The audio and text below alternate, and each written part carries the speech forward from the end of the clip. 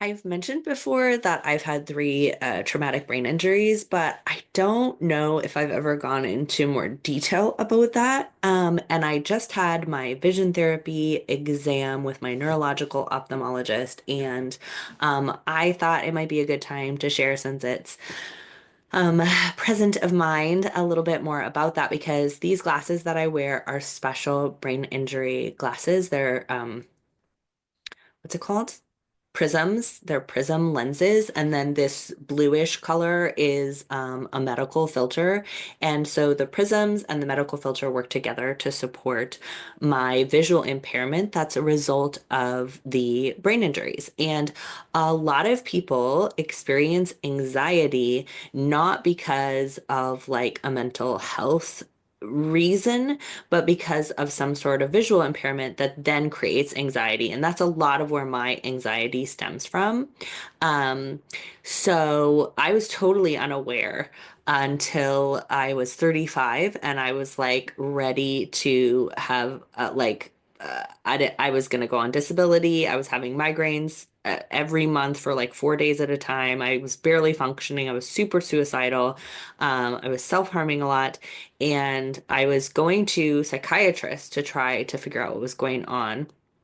And I had 20 years prior been diagnosed with borderline, with bipolar, with anxiety, depression, every diagnosis they have, they tried. And I was given every psychiatric medication. Like I took antipsychotics, I took lithium, I took anxiety, antidepressants, all of it. And all of it those medications always made me worse. And so I was at the psychiatrist again, like, what is going on? Please help me. And the first psychiatrist was like, oh, maybe it's PMDD, which is the premenstrual dysphoria disorder, because it often happened around my cycle. And she was like, I'll give you antidepressants. So I was like, those made me want to like actually overdose last time I took them, so let's not.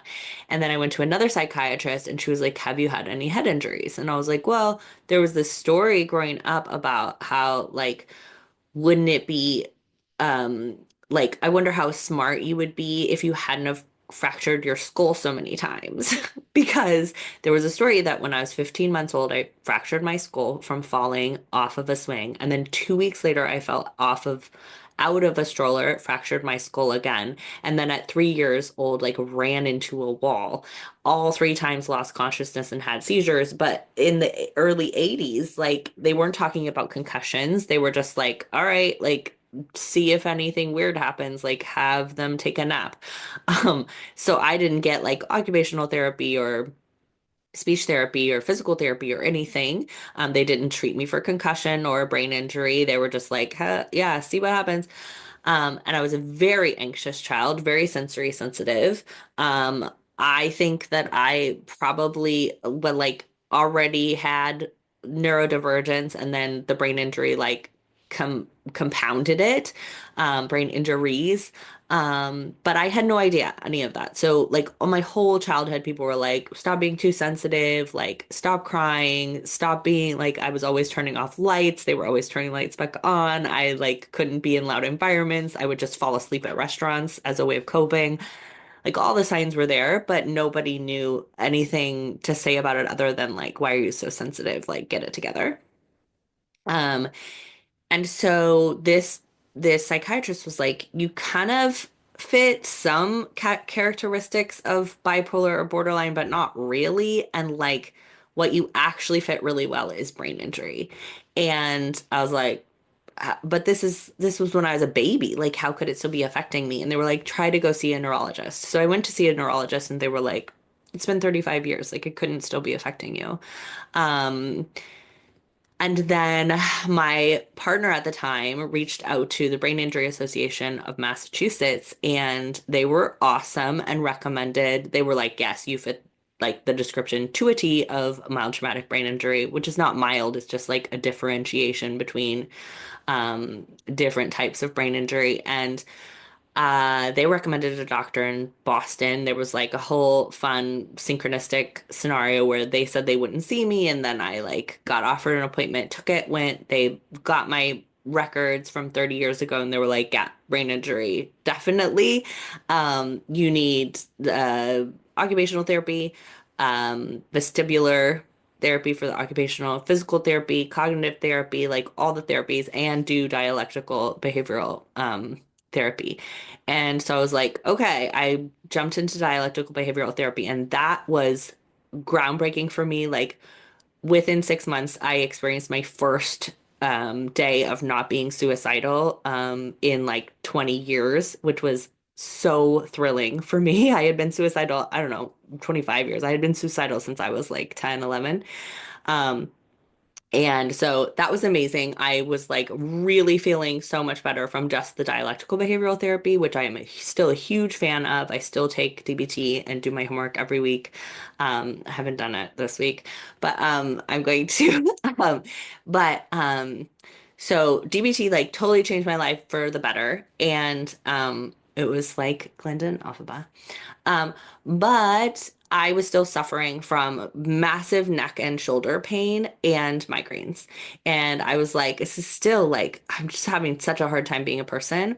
So one of the people in one of my brain injury support groups had gotten Prism glasses and was like raving about them. So I called and they were like, yeah, it would be like $10,000. It's not covered by insurance. And I was like, newly divorced, living off of credit cards, didn't have any money. So I applied for a new credit card, maxed it out with the vision therapy and the vision evaluation and the glasses. And holy cow, it made the migraines go away, neck pain like extremely better. I still have some neck and back pain. But basically, they were able to describe to me that there's like convergence and divergence. Okay.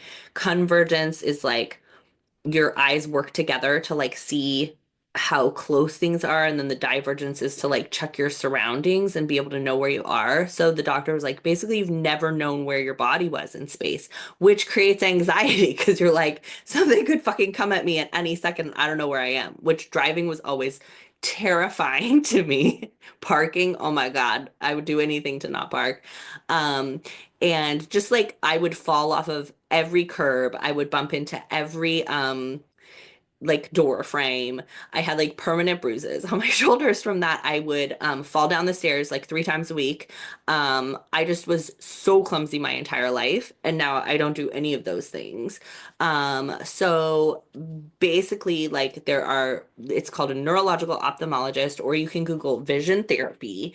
And if you have intense anxiety or sensory stuff, it might be worth going and checking it out to see if you have a convergence or divergence impairment, because it can be improved with therapy and the use of these glasses. So not everybody gets recommended the prisms or the medical filter, but a lot of people get recommended the therapy, and it's like exercises that you do, looking at certain things and like moving your hands and stuff. It's like pretty basic. I do my exercises every single day.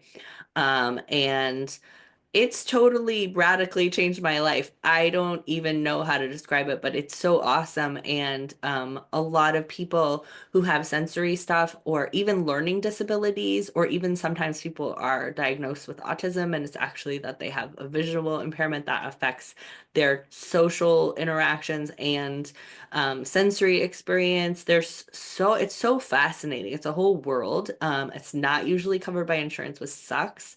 But as a person who maxed out a credit card and then, by the time I paid all the interest and paid that credit card off, I probably paid 30 grand for it. But like to have a life back with so much less anxiety, like, yeah, I'd do that again in a heartbeat. Um, it has been so phenomenal for my life. And just understanding that I'm experiencing that also has helped me to give myself permission to have a lot more accommodations. So I can be like, I don't like driving at night. I don't like being in busy places. Like, I want to wear earplugs and night driving glasses and, you know, uh, turn the radio down and put the captions on and turn the sound down on the TV and tell people that I don't like to get it together in loud spaces and whatever else that makes me feel more comfortable, right? Or say like I don't run, I don't do fast things, I don't sit in the back seat of the car, I don't watch video games. Like I don't see 3D movies, whatever it is, like it gives me this permission slip. And I know a lot of us are like waiting for an external authority to give us those permission slips, but we can give them to ourselves. So, one more thing I just wanted to share is that someone in the community so kindly shared some amazing uh, guidelines, handouts about how to support yourself after you've had a concussion. And these recommendations can be really hard to find. So I just wanted to go through some of them and share them with you. Okay, so avoid vigorous exercise, lifting heavy things, bumping your head, obviously, contact sports. So that's the like, I don't, if you have a concussion, this is something that they recommend for a short period of time until you feel better.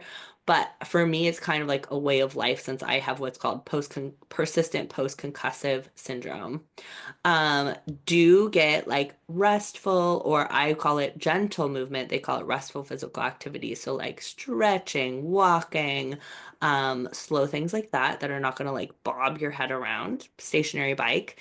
Um, reduce the cognitive load. So that's like less loud noises, less bright light, less super stressful things, less big group social time, less screens, and do engage in more like gentle cognitive activities like listening to books or, reading an actual book, doing anything that's like soothing or restorative, like meditation, mindfulness, um, listening to mellow music, walking in nature.